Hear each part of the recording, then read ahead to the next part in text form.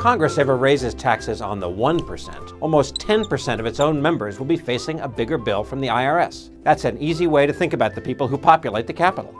Most of them are a whole lot richer than most of us. The typical net worth among the 535 members of Congress is several times what it is for the average American. Last year, half of our lawmakers were worth more than $442,000.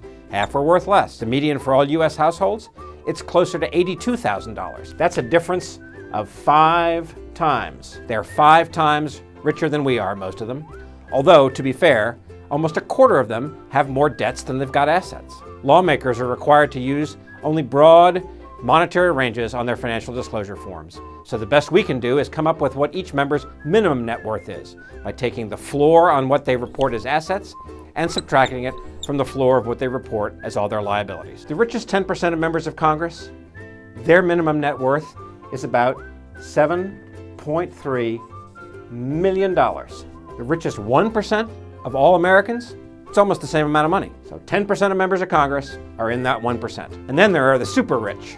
Before he became a member of Congress, California Republican Darrell Issa made a killing in the car alarm business. He's the guy who said, "Step away from the car" on those Viper car alarms. Viper arm, protected by Viper, stand back. And that made him a fortune. $255 million this year. That's how he got to be the richest member of Congress for at least the last 3 years. 4 more members are worth at least $90 million.